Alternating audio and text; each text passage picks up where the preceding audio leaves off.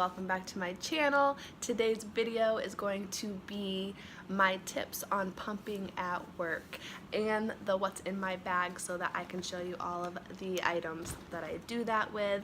I guess I am filming again here in the living room sitting on the floor. It seems to be the easiest place for me to film while Taylor is able to play, which gives me the time to actually film a video, so that's why this spot seems to be the best place to do it. And the lighting, I have windows behind the camera that let in a good amount of light.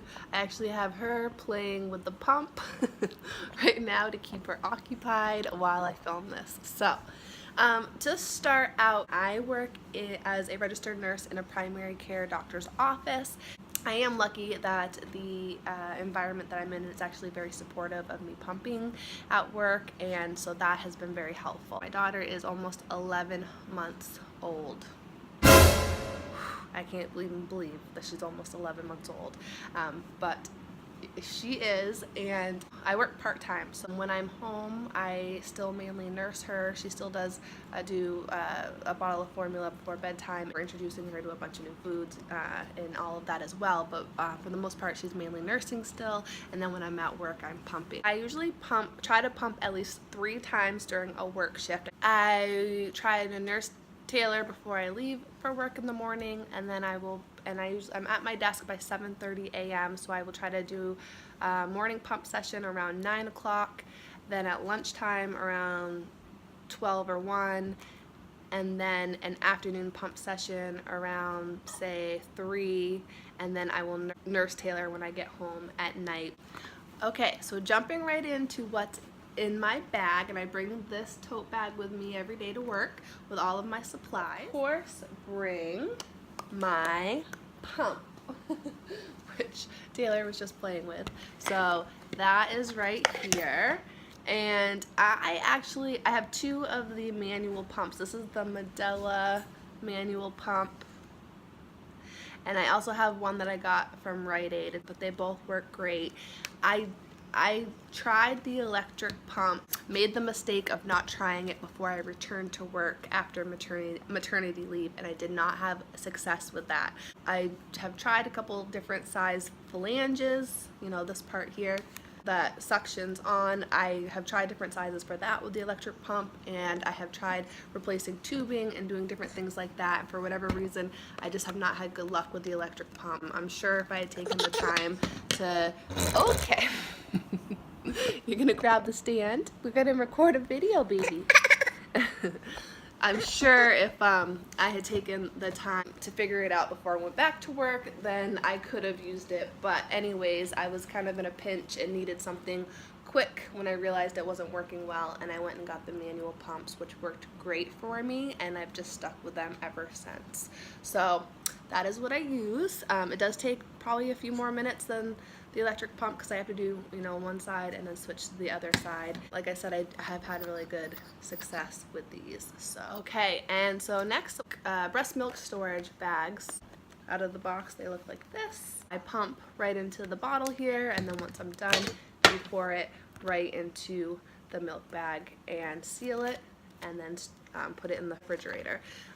And right on top it has a little spot where you can put like how many ounces you pump, the date, the time, and all of that. So these manual pumps do come with extra bottles that you can pump into with caps, or I've just always found these milk storage bags really super convenient. So that is what I use to store the milk. And so I also make sure I bring a bowl with me. And this is just mainly so that whatever exam room I'm in or wherever I'm at, I can fill it up with warm water and dish soap and quickly rinse and clean out all the parts of the pump after I've used it. They do make these pump wipes that you can buy, which I think is a great idea. I've heard of a lot of mothers using them. I have not, but it is for the situations in which you do not have access to water and dish soap and can't wash the pump after using it. They do have these wipes that help keep it clean for the next use, which I think is a really great idea. And then I also bring a small drying towel so that once I am done rinsing and washing all the pump parts, I can place them individually onto the drying towel to air dry until the next pumping session that day. And so this is the cooler that I bring with me to store the milk in our work refrigerator in the break room to keep it good throughout the work day. This is kind of big, to be honest, but I like it because it's got the nice hard cooler on the inside, and it just makes it easy, keeps it nice and cold, and makes it easy to travel with. So I've liked this. I do have a smaller one, and I do use that on occasion as well because, like I said, it is kind of big and bulky. I also make sure to bring some cold packs like these. I keep them right in the cooler, which help keep the milk cold during transport. I do have about a little over a 45-minute commute to work, so this helps keep it nice and cold so I can get it home and in the refrigerator.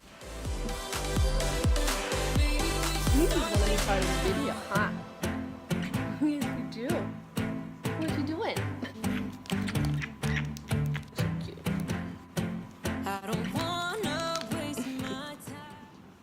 Also, another big tip is to always have a water bottle and that you can refill throughout work and staying hydrated. And I know at work we can get busy and it gets hard to sometimes make sure that we're drinking enough water, but it just makes such a huge difference on milk supply throughout the day. So that would be a big tip, is making sure you're drinking enough water. Another thing I like to do is bring my phone into the room with me and look at pictures of Taylor, watch videos of her. That can really help the letdown and the milk flow as well. Making sure you're not trying to rush, staying relaxed. Every change has a reason. Baby, let it come to you. Every soul, every season. So for all you mamas out there who are maybe on maternity leave now, about to go back to work, or you're already back to work, I hope these tips and showing you what's in my bag helped you guys, and I wish you so much luck and hope you have a lot of success with pumping at work as well. And like I said, I made the mistake of not really trying out the pump before going back to work, and pumping, or even pumping in general, that much before going back to work. And I do suggest that you do that at least a few times so that you can kind of avoid the issues that I encountered when I first went back. Like I said, who knows, I might have had really good luck with the electric pump if I had taken the time ahead before to kind of figure it out. Thank you so much for watching today. So happy to have you here, and I will see you next time. Bye.